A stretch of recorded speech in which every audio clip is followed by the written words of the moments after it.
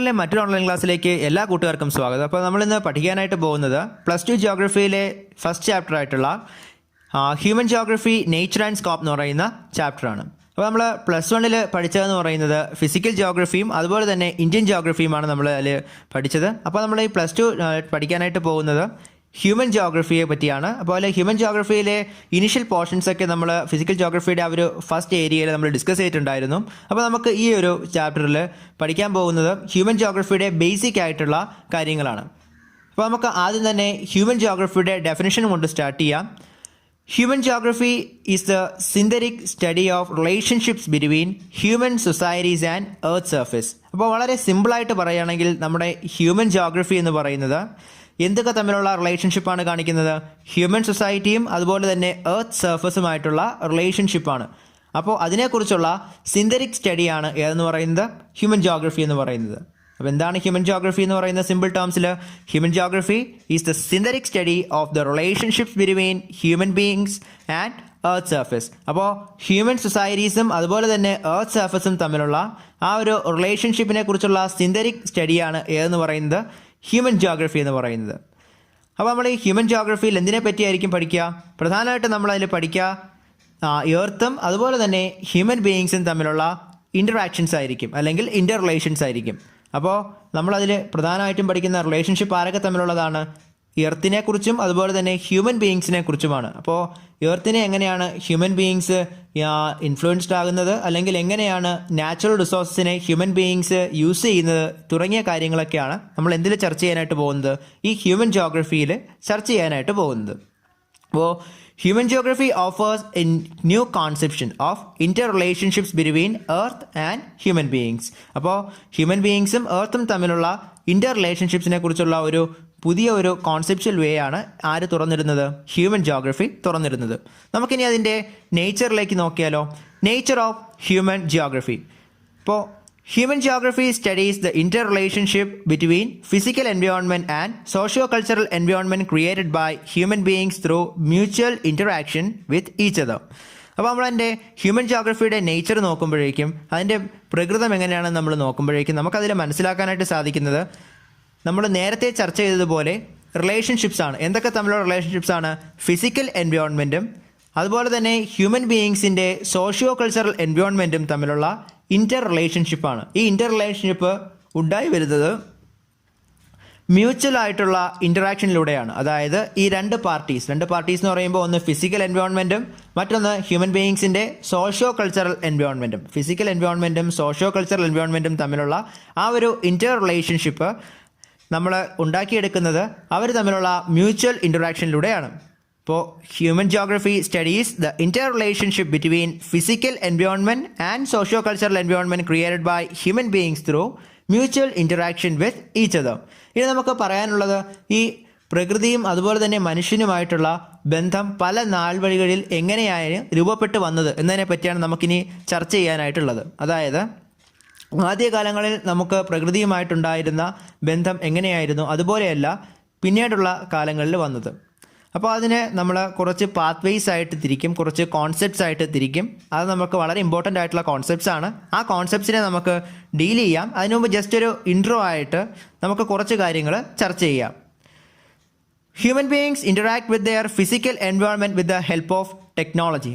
അപ്പോൾ human beings physical എൻവയോൺമെൻറ്റുമായിട്ട് interact ചെയ്യുമെന്ന് നമ്മൾ പറഞ്ഞു. അപ്പോൾ അതെങ്ങനെയാണ് ഇൻറ്ററാക്ട് ചെയ്യാൻ സാധിക്കുക? Interact with the help of technology. അപ്പോൾ അതിന് ഹ്യൂമൻ ബീയിങ്സിനെ അല്ലെങ്കിൽ മനുഷ്യനെ സഹായിക്കുന്നതെന്ന് പറയുന്നത് എന്താണ്? ടെക്നോളജിയാണ് സഹായിക്കുന്നത്. അപ്പോൾ ഫിസിക്കൽ എൻവയോൺമെൻറ്റിനുമായിട്ട് ഇൻറ്ററാക്ട് ചെയ്യുന്നതിന് ഹ്യൂമൻ ബീയിങ്സിനെ സഹായിക്കുന്നത് എന്താണ്? അത് ടെക്നോളജിയാണ്. And it is not important what human beings produce and create, and it is exactly important with the help of what tools and techniques do they produce and create. ഇപ്പോൾ നമ്മൾ പറയും മനുഷ്യൻ പല കാര്യങ്ങളും കണ്ടെത്തി നിർമ്മിച്ചു എന്നൊക്കെ പറയും. അപ്പോൾ ആ കണ്ടെത്തലുകളും നിർമ്മിക്കുന്നതിനേക്കാളും അതിനേക്കാളും ഇമ്പോർട്ടൻ്റ് ആയിട്ടുള്ളത് എന്ന് പറയുന്നത് എന്ത് ടെക്നോളജി അല്ലെങ്കിൽ എന്ത് ടൂൾ യൂസ് ചെയ്തിട്ടാണ് മനുഷ്യനത് നിർമ്മിക്കാനായിട്ട് സാധിച്ചത് എന്നുള്ളതാണ്. അതാണ് ടെക്നോളജിക്ക് എന്തിൽ നൽകുന്ന പ്രാധാന്യം. ഹ്യൂമൻ ജിയോഗ്രഫിയിൽ ടെക്നോളജിക്ക് നൽകുന്ന പ്രാധാന്യം അതാണ്. അപ്പോൾ ഹ്യൂമൻ ജോഗ്രഫി എന്ന് പറയുമ്പോൾ തന്നെ ആരൊക്കെ തമ്മിലുള്ള ഇൻട്രാക്ഷനാണ്? ഹ്യൂമൻ ബീയിങ്സും എൻവയോൺമെൻറ്റും അല്ലെങ്കിൽ എർത്തും തമ്മിലുള്ള ഒരു ഇൻട്രാക്ഷനാണ് എന്ന് പറയുന്നത് ഹ്യൂമൻ ജോഗ്രഫിയിൽ നമ്മൾ ഡീൽ ചെയ്യുന്നത് അല്ലെങ്കിൽ നമ്മൾ ചർച്ച ചെയ്യുന്നത്. അപ്പോൾ ഹ്യൂമൻ ബീയിങ്സിന് നമ്മുടെ എർത്ത് അല്ലെങ്കിൽ ഫിസിക്കൽ എൻവയോൺമെൻറ്റുമായിട്ട് ഇൻറ്ററാക്ട് ചെയ്യുന്നതിന് ഹ്യൂമൻ ബീയിങ്സിനെ സഹായിക്കുന്നത് എന്താണെന്ന് പറഞ്ഞു? ടെക്നോളജിയാണെന്ന് പറഞ്ഞു. അപ്പോൾ ടെക്നോളജിക്ക് വളരെ വലിയ ഒരു സ്ഥാനമാണ് എന്തിന് നമ്മൾ നൽകുന്നത്? ഹ്യൂമൻ ജോഗ്രഫിക്കകത്ത് നമ്മൾ നൽകുന്നത്. അതുപോലെ തന്നെ ടെക്നോളജി എന്ന് പറയുന്നത് നമ്മുടെ കൾച്ചറൽ ഡെവലപ്മെൻറ്റ് ഓഫ് എ സൊസൈറ്റിയുടെ ഒരു ഇൻഡിക്കേഷനായിട്ടും നമ്മൾ കാണും. Technology indicates the level of cultural development of society. Human beings were able to develop technology after the development of understanding of natural laws. അപ്പോൾ പ്രകൃതി നിയമങ്ങളെ മനുഷ്യന് മനസ്സിലാക്കിയതിന് ശേഷം മാത്രമേ ഇത്തരത്തിലുള്ള ഒരു ടെക്നോളജിയെ ആർക്ക് നിർമ്മിക്കാനായിട്ട് സാധിക്കുകയുള്ളൂ? മനുഷ്യന് നിർമ്മിക്കുവാനായിട്ട് സാധിക്കുകയുള്ളൂ. അതുകൊണ്ടാണ് എന്തെന്ന് പറയുന്നത് നമ്മുടെ കൾച്ചറൽ ഡെവലപ്മെൻറ്റ് ഓഫ് സൊസൈറ്റിയുടെ ഒരു ഇൻഡിക്കേറ്ററായിട്ട് ടെക്നോളജി നമ്മൾ എടുക്കുന്നത്. അപ്പോൾ ടെക്നോളജി ഉണ്ടെങ്കിൽ മാത്രമേ നമുക്ക് എന്ത് ചെയ്യാൻ സാധിക്കൂ? ഹ്യൂമൻ ബീയിങ്സിനെ ഫിസിക്കൽ എൻവയോൺമെൻറ്റുമായിട്ട് ഇൻറ്ററാക്ട് ചെയ്യണമെങ്കിൽ അതിന് എന്ത് വേണം? അതിന് നമുക്ക് ആവശ്യമായിട്ടുള്ളതാണ് ടെക്നോളജി. ഈ ടെക്നോളജി എന്ന് പറയുന്നത് നമ്മുടെ socio cultural development of A സൊസൈറ്റിയുടെ ഒരു ഡയറക്റ്റ് ഇൻഡിക്കേറ്ററാണ്. അതെങ്ങനെയാണ് ഇൻഡയറക്റ്റ് ഇൻഡിക്കേറ്ററായിട്ട് മാറുന്നത്? ഒരു നോളജ് അബൌട്ട് നേച്ചർ അല്ലെങ്കിൽ നാച്ചുറൽ ലോസുമായിട്ടുള്ള ഒരു പ്രോപ്പർ അണ്ടർസ്റ്റാൻഡിങ്, നമ്മുടെ പ്രകൃതി നിയമങ്ങളെ നമുക്ക് നന്നായിട്ട് മനസ്സിലാക്കേണ്ടതുണ്ട്. എന്തിനു വേണ്ടിയിട്ടാണ്? നമുക്കൊരു ടെക്നോളജിയെ ഡെവലപ്പ് ചെയ്യുന്നതിന് വേണ്ടിയിട്ട്. അതുകൊണ്ടാണ് നമ്മുടെ socio cultural development of A സൊസൈറ്റിയുടെ ഇൻഡിക്കേറ്ററായിട്ട് നമ്മൾ എന്തിനെ എടുക്കുന്നത്? നമ്മൾ ടെക്നോളജിയെ എടുക്കുന്നത്. Knowledge about nature is exactly important to develop technology, and technology loosens the shackles of environment and humans are greatly influenced by it. അപ്പോൾ ഞാൻ നേരത്തെ പറഞ്ഞതുപോലെ നമുക്ക് അല്ലെങ്കിൽ ഹ്യൂമൻ ബീയിങ്സിന് ഫിസിക്കൽ എൻവയോൺമെൻറ്റുമായിട്ട് ഇൻറ്ററാക്ട് ചെയ്യുന്നതിനെ സഹായിക്കുന്ന എന്താണ്? ടെക്നോളജിയാണ്. അപ്പോൾ ഇറ്റ്സ് ഓൺലി ത്രൂ ടെക്നോളജി. അപ്പോൾ ടെക്നോളജിയുടെ സഹായത്തോടു കൂടി മാത്രമേ മനുഷ്യന് എന്തിന് സാധിക്കുകയുള്ളൂ? Loosen the shackles of environment. അപ്പോൾ പ്രകൃതിയുമായിട്ട് ഉള്ള ബന്ധനങ്ങളിൽ നിന്നും മനുഷ്യനെ സ്വതന്ത്രനാകണമെങ്കിൽ മനുഷ്യനെ അതിനെ സഹായിക്കുന്നത് എന്തായിരിക്കും? ഈ ടെക്നോളജി ആയിരിക്കും. ഈ ടെക്നോളജി ഡെവലപ്പ് ചെയ്യണമെങ്കിൽ മനുഷ്യന് എന്തിൻ്റെ ആവശ്യമുണ്ട്? മനുഷ്യന് അവിടെ ആവശ്യമുള്ള കാര്യം എന്ന് പറയുന്നത് പ്രകൃതി നിയമങ്ങളെ പറ്റിയുള്ള അടിസ്ഥാനപരമായിട്ടുള്ള അറിവാണ് അതിനുള്ള ആധാരമെന്ന് പറയുന്നത്. ഇനി ഞാൻ കുറച്ച് മുമ്പ് പറഞ്ഞതുപോലെ തന്നെ നമ്മുടെ ഹ്യൂമൻ ജോഗ്രഫിയിൽ ഡീൽ ചെയ്യുന്ന നമ്മുടെ എൻവയോൺമെൻറ്റും ഹ്യൂമൻ ബീയിങ്സുമായിട്ടുള്ള ആ ഒരു റിലേഷൻഷിപ്പിൻ്റെ പാത്വേസിനാണ് നമ്മൾ ഇനി പറയുവാനായിട്ട് പോകുന്നത്. അപ്പോൾ പ്രധാനമായിട്ട് നമ്മൾ ചർച്ച ചെയ്യുന്നത് 3 കോൺസെപ്റ്റ്സ് ആണ്.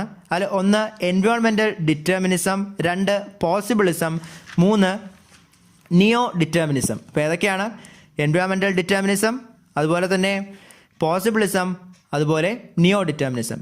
അപ്പോൾ ആദ്യം നമുക്ക് നോക്കാം എന്താണ് എൻവയോൺമെൻറ്റൽ ഡിറ്റർമിനിസം എന്ന് പറയുന്നത്. അപ്പോൾ എൻവയോൺമെൻറ്റൽ ഡിറ്റർമിനിസം എന്ന് പറയുന്നത് നമ്മുടെ ആദ്യകാലങ്ങളിൽ, അതായത് പ്രാകൃത മനുഷ്യൻ ആയിരുന്ന സമയത്ത് മനുഷ്യന് പ്രകൃതിയോടും അതുപോലെ തന്നെ പ്രകൃതിയിലെ ശക്തികളോടും, അതായത് കാറ്റ്, മഴ, ഇടിമിന്നൽ തുടങ്ങിയ പ്രകൃതി ശക്തികളോടും ഉണ്ടായിരുന്നതെന്ന് പറയുന്നത് ഒരു ഭയമായിരുന്നു. അപ്പോൾ അടിസ്ഥാനപരമായിട്ട് തന്നേക്കാൾ വലിയ പ്രകൃതിയോട് ആ മനുഷ്യൻ എന്തുണ്ടായിരുന്നു? ഒരു ഭയമുണ്ടായിരുന്നു. ഈ ഭയമാണ് മനുഷ്യനെ പിന്നീട് പ്രകൃതി ആരാധനയിലേക്ക് കൊണ്ടുപോയത്. അപ്പോൾ ആദ്യം ഭയമുണ്ടായി, പിന്നെ ആ ഭയത്തിൽ നിന്നും രക്ഷ നേടുന്നതിന് വേണ്ടി പ്രകൃതിയെ ആരാധിക്കുന്നു. അപ്പോൾ ഈ ഒരു അവസ്ഥയിൽ എന്തുണ്ടായിരിക്കും? അവരുടെ ടെക്നോളജി എന്ന് പറയുന്നത് അല്ലെങ്കിൽ അവരുടെ ആ ഒരു സോഷ്യൽ ഡെവലപ്മെൻറ്റിലെ cultural development of that society എന്ന് പറയുന്നത് വളരെ ലോ ആയിരിക്കും. അപ്പോൾ ടെക്നോളജി വളരെ ലോ ആയിട്ടുള്ള പ്രകൃതിയിലെ നാച്ചുറൽ ഫോഴ്സസിനെ ഭയക്കുന്ന, അതോടൊപ്പം തന്നെ അതിനെ വർഷിപ്പ് ചെയ്യുന്ന ഈ ഒരു പീരിയഡാണ് ഏതെന്ന് നമ്മൾ പറയുന്നത് എൻവയോൺമെൻറ്റൽ ഡിറ്റർമിനിസം എന്ന് പറയുന്നത്. അപ്പോൾ എൻവയോൺമെൻറ്റൽ ഡിറ്റർമിനിസത്തിൻ്റെ ക്യാരക്ടറിസ്റ്റിക്സ് എന്തൊക്കെയാണ്? എൻവയോൺമെൻറ്റൽ ഡിറ്റർമിനിസത്തിലുള്ള ടെക്നോളജി വളരെ ലോ ആയിരിക്കും. അതോടൊപ്പം തന്നെ അവർക്ക് എന്തിനുള്ള അഫ്രൈഡ് ഓഫ് നാച്ചുറൽ ഫോഴ്സസ്. അതുപോലെ തന്നെ ദേ സ്റ്റാർട്ട് വർഷിപ്പിംഗ് ഇറ്റ്. അപ്പോൾ ഈ ഒരു എൻവയോൺമെൻറ്റൽ ഡിറ്റർമിനിസം എന്ന് പറയുന്ന ഈ ഒരു പീരീഡിൻ്റെ മറ്റൊരു സ്പെഷ്യാലിറ്റി അല്ലെങ്കിൽ ഒരു ക്യാരക്ടർ എന്താണെന്ന് നോക്കുകയാണെങ്കിൽ ഡയറക്റ്റ് റിലേഷൻഷിപ്പാണ്. എന്തൊക്കെ തമ്മിലാണ്? എൻവയോൺമെൻറ്റും അതുപോലെ തന്നെ ഹ്യൂമൻ ബീയിങ്സിൻ്റെ സബ്സിസ്റ്റൻസും തമ്മിൽ ഒരു ഡയറക്റ്റ് റിലേഷൻഷിപ്പ് ഉണ്ട്. അതായത് പ്രകൃതിയെ നമ്മൾ അത്രമാത്രം ആശ്രയിച്ചാണ് ജീവിതം മുന്നോട്ട് പോയിക്കൊണ്ടിരിക്കുന്നത്. ഭക്ഷണത്തിനായാലും മറ്റെന്ത് ആവശ്യത്തിനായാലും പ്രകൃതിയുമായിട്ടുള്ള മനുഷ്യൻ്റെ ആ ഒരു ഡിപ്പെൻഡൻസി എന്ന് പറയുന്നത് ഈ ഒരു പീരീഡിൽ, ഏത് പീരീഡാണ്? എൻവയോൺമെൻറ്റൽ ഡിറ്റർമിനിസം എന്ന് പറയുന്ന ഈ ഒരു പീരീഡിൽ വളരെ ഹൈ ആയിരുന്നു. അതുകൊണ്ട് തന്നെയാണ് മദർ നേച്ചർ എന്ന കോൺസെപ്റ്റ് ഏത് പീരീഡിൽ ഡെവലപ്പ് ചെയ്ത് വരുന്നത്? ഈ എൻവയോൺമെൻറ്റൽ ഡിറ്റർമിനിസത്തിൽ ഡെവലപ്പ് ചെയ്ത് വരുന്നത്. അപ്പോൾ ആ കോൺസെപ്റ്റ് എന്താണ്? മദർ നേച്ചർ കോൺസെപ്റ്റ് ആണ് എന്തിലുണ്ടായി വരുന്നത്? നമ്മുടെ എൻവയോൺമെൻറ്റൽ ഡിറ്റർമിനൻസിൽ ഉണ്ടായി വരുന്നത്. അതുണ്ടായി വരാനുള്ള കാരണം എന്താണ്? അതുണ്ടായി വരാനുള്ള കാരണമെന്ന് പറയുന്നത് ഹെവി ആയിട്ടുള്ള റിലയൻസ് ആണ്, അല്ലെങ്കിൽ ഡിപ്പെൻഡൻസിയാണ്. എന്തിനോട്?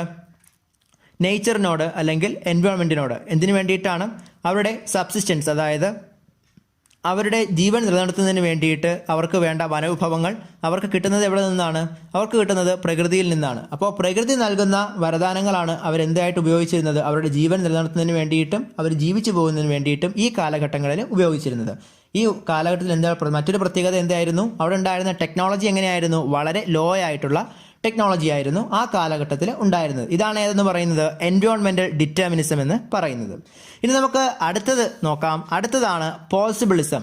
അപ്പോൾ നമ്മൾ കുറച്ച് മുമ്പേ പറഞ്ഞു, ഇപ്പോൾ ഹ്യൂമൻ ബീയിങ്സിന് ഫിസിക്കൽ എൻവയോൺമെൻറ്റുമായിട്ടുള്ള ആ ഒരു ബോണ്ടേജ് അല്ലെങ്കിൽ ഷാക്കിൾ, അതായത് ആ ഒരു ബന്ധനം നമുക്ക് കടക്കണമെങ്കിൽ അതിന് എന്തിൻ്റെ ആവശ്യമുണ്ടെന്ന് പറഞ്ഞു? ടെക്നോളജിയുടെ ആവശ്യമുണ്ടെന്ന് പറഞ്ഞു. അപ്പോൾ പോസിബിൾ എന്ന് പറയുമ്പോൾ സാധ്യമാണ്. പോസിബിളിസം എന്ന് പറയുമ്പോൾ അവിടെ ഉണ്ടാകുന്നത് ഒരു ട്രാൻസിഷനാണ്, അല്ലെങ്കിൽ ഒരു ചേഞ്ചാണ്. എന്തിൽ നിന്നും എന്തിലേക്കുള്ള മാറ്റം, അതാണ് നമ്മളിനി നോക്കാനായിട്ടുള്ളത്. അപ്പോൾ there is a change from state of necessity to state of freedom. അപ്പോൾ അത്യാവശ്യം എന്ന് പറയുന്ന, അല്ലെങ്കിൽ അത്രത്തോളം അനിവാര്യതയിൽ നിന്നും നമ്മൾ സ്വാതന്ത്ര്യത്തിലേക്കുള്ള ഒരു മാറ്റമാണ് അവിടെ നടക്കുന്നത്. അതായത് നമ്മുടെ പ്രകൃതിയെ നമ്മുടെ സബ്സിസ്റ്റൻസിന് വേണ്ടിയിട്ട്, അല്ലെങ്കിൽ നമ്മൾ അതിജീവിക്കുന്നതിന് വേണ്ടിയിട്ട് എത്രമാത്രം ആ ഒരു എൻവയോൺമെൻറ്റൽ ഡിറ്റർമിനിസം എന്ന് പറയുന്ന ആ ഒരു കാലഘട്ടത്തിൽ ഡിപ്പെൻഡ് ചെയ്തോ, അതിൽ നിന്ന് മാറിയിട്ട് നമ്മുടേതായിട്ടുള്ള സ്വാതന്ത്ര്യത്തിലേക്ക് പോയി. അതായത്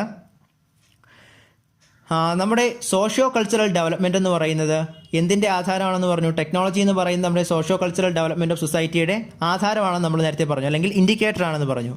ഇത് ടെക്നോളജി ഡെവലപ്പ് ചെയ്യാനായിട്ട് തുടങ്ങി. അപ്പോൾ എൻവയോൺമെൻറ്റൽ ഡിറ്റർമിനിസം ഉള്ളതിനേക്കാൾ ഇംപ്രൂവ്ഡ് ആയിട്ടുള്ള ടെക്നോളജിയാണ് നമുക്ക് എപ്പോഴുള്ളത്? ഈ പോസിബിളിസം എന്ന് പറയുന്ന പീരീഡിൽ ഉള്ളത്. അതുകൊണ്ടാണ് നമുക്ക് എന്തിനു സാധിക്കുന്നത്? സ്റ്റേറ്റ് ഓഫ് നെസസിറ്റിയിൽ നിന്നും നമുക്ക് ഒരു സ്റ്റേറ്റ് ഓഫ് ഫ്രീഡത്തിലേക്ക് മൂവ് ചെയ്യാനായിട്ട് സാധിക്കുന്നത്. അപ്പോൾ ആ ഒരു മൂവ്മെൻറ്റിന് നമ്മളെ സഹായിക്കുന്ന എന്താണ്? ഇംപ്രൂവ്ഡ് ആയിട്ടുള്ള ടെക്നോളജിയാണ്. ഇതിൻ്റെ ബേസിക് ഫിലോസഫി, പോസിബിളിസത്തിൻ്റെ ബേസിക് ആയിട്ടുള്ള ഫിലോസഫി എന്താണെന്ന് വെച്ചാൽ, nature provides opportunities, and by utilizing these opportunities, human beings are slowly converting nature into humanized form. അതായത് നേച്ചർ ഈസ് ഗെറ്റിംഗ് ഹ്യൂമനൈസ്ഡ്. അപ്പോൾ പ്രകൃതി നമുക്ക് എന്ത് നൽകുന്നുണ്ട്? പ്രകൃതി നമുക്ക് നിരവധി റിസോഴ്സസ് നൽകുന്നുണ്ട്. ഈ നൽകുന്ന റിസോഴ്സസ് എല്ലാം ഉപയോഗപ്പെടുത്തിക്കൊണ്ട് നമ്മൾ പ്രകൃതിയെ എന്ത് ചെയ്യുകയാണ്? മനുഷ്യവൽക്കരിക്കുകയാണ്. അതായത് നമ്മളവിടെ വികസനത്തിൻ്റെ ഭാഗമായിട്ട് റോഡുകൾ കൊണ്ടുവരുന്നു, അതുപോലെ തന്നെ നമ്മൾ ഓർച്ചഡ്സ് കൊണ്ടുവരുന്നു, അതുപോലെ റോളിംഗ് ഹിൽസ് കൊണ്ടുവരുന്നു, അതുപോലെ ഫീൽഡ്സ് കൊണ്ടുവരുന്നു. അങ്ങനെ നിരവധിയായിട്ടുള്ള മനുഷ്യനിർമ്മിതമായിട്ടുള്ള കാര്യങ്ങൾ പ്രകൃതിയിൽ കടന്നു വരാനായിട്ട് തുടങ്ങുന്നു. അപ്പോൾ ആദ്യകാലങ്ങളിൽ നമ്മൾ പ്രകൃതിയെ നേരിട്ട് ആശ്രയിച്ചിരുന്ന കാലഘട്ടമാണ് ഏതെന്ന് പറയുന്നത്? എൻവയോൺമെൻറ്റൽ ഡിറ്റർമിനിസം എന്ന് പറയുന്ന കാലഘട്ടം. അതിൽ നിന്നും പോസിബിളിസത്തിലേക്ക് എത്തിയപ്പോൾ ഉണ്ടായ മാറ്റം എന്താണ്? ഈ കാലഘട്ടത്തിലുണ്ടായ മാറ്റം എന്ന് പറയുന്നത് നേച്ചർ ഈസ് ഗെറ്റിംഗ് ഹ്യൂമനൈസ്ഡ്. അപ്പോൾ നേച്ചറിനെ ഹ്യൂമനൈസ് ചെയ്യുന്ന ഈ ഒരു കാലഘട്ടം, അതായത് പ്രകൃതി നൽകുന്ന വിഭവങ്ങളെ ഉപയോഗപ്പെടുത്തി നമ്മൾ എന്ത് ചെയ്യുകയാണ്?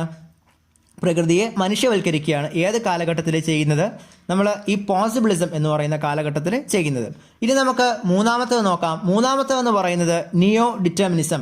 അപ്പോൾ നിയോ ഡിറ്റർമിനിസം എന്ന് പറയുമ്പോൾ പേരിൽ തന്നെയുണ്ട്, അത് ഡിറ്റർമിനിസം അല്ല, നിയോ ഡിറ്റർമിനിസം, പുതിയ ഡിറ്റർമിനിസം. അപ്പോൾ നിയോ ഡിറ്റർമിനിസം എന്ന് പറയുന്നത് actually it's a middle way between environmental determinism and possibilism. അപ്പോൾ നമ്മൾ ആദ്യം ഡിസ്കസ് ചെയ്ത എൻവയോൺമെൻറ്റൽ ഡിറ്റർമിനിസം എന്ന് പറയുമ്പോൾ എന്തായിരുന്നു?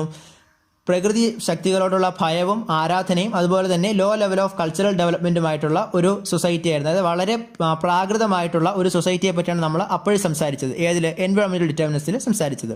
രണ്ടാമത് നമ്മൾ പോസിബിളിസത്തിനെ കുറിച്ച് പറഞ്ഞപ്പോഴേക്കും അല്പം കൂടി സോഷ്യോ ഡെവലപ്മെൻറ്റ് എല്ലാം വന്നു കഴിഞ്ഞു. അപ്പോൾ ടെക്നോളജിക്കൽ ഡെവലപ്മെൻറ്റ് വന്നു കഴിഞ്ഞു. നേച്ചർ പ്രൊവൈഡ് ചെയ്യുന്ന റിസോഴ്സസിനെ യൂസ് ചെയ്തിട്ട് നേച്ചർ തന്നെ ഹ്യൂമനൈസ് ആയി പോകുന്ന ആ ഒരു അവസ്ഥയിലേക്ക് മാറുന്നു. അപ്പോൾ ഇത് ആവർത്തിച്ചു കൊണ്ടിരിക്കുകയാണെങ്കിൽ അത് എന്തുണ്ടാക്കും? അത് പ്രകൃതിക്ക് തന്നെ ദോഷമുണ്ടാക്കും. അപ്പോൾ നമ്മളവിടെ എന്തിനുണ്ടാകും? നമ്മുടെ സുസ്ഥിര വികസനം എന്ന് പറയുന്ന ആ ഒരു സങ്കല്പം തന്നെ തകർന്നു പോകാനുള്ള സാധ്യതയുണ്ട്. കാരണം പ്രകൃതിയുടെ വിഭവങ്ങളെ നമ്മൾ ചൂഷണം ചെയ്യുന്ന ഒരു തരത്തിലേക്ക് അത് നീങ്ങും. അപ്പോൾ ഈ ഒരു പോസിബിളിസത്തിനെ നമ്മൾ തടയിടുകയും വേണം, എന്നാൽ എൻവയോൺമെൻറ്റൽ ഡിറ്റർമിനിസത്തിൽ നിന്ന് നമ്മൾ ഇംപ്രൂവ്ഡ് ആവുകയും വേണം. ഇതാണ് ലക്ഷ്യം വെച്ചിട്ടാണ് ഗ്രിഫിത്ത് ടെയ്ലർ എന്ന് പറയുന്ന ജിയോഗ്രഫർ എന്ത് കൊണ്ടുവരുന്നത്? നിയോ ഡിറ്റർമിനിസം എന്ന് പറയുന്ന കോൺസെപ്റ്റ് കൊണ്ടുവരുന്നത്. അപ്പോൾ നിയോ ഡിറ്റർമിനിസം എന്ന് പറയുന്ന കോൺസെപ്റ്റ് കൊണ്ടുവരുന്ന ആരാണ്? ഗ്രിഫിത്ത് ടെയ്ലറാണ് നിയോ ഡിറ്റർമിനിസം എന്ന് പറയുന്ന കോൺസെപ്റ്റ് കൊണ്ടുവരുന്നത്. ഇത് എന്തിനൊക്കെ ഇടയിലുള്ള ഒരു മിഡിൽ വേ ആണ്? എൻവയോൺമെൻറ്റൽ ഡിറ്റർമിനിസത്തിനും അതുപോലെ പോസിബിളിസത്തിനും ഇടയിലുള്ള ഒരു മിഡിൽ വേ ആണ് ഏതെന്ന് പറയുന്നത്? നമ്മളിപ്പോൾ സംസാരിച്ച ഈ ഒരു നിയോ ഡിറ്റർമിനിസം എന്ന് പറയുന്നത്. അപ്പോൾ നിയോ ഡിറ്റർമിനിസം എന്ന് പറയുന്നത് neither there is a situation of absolute necessity nor there is a condition of absolute freedom.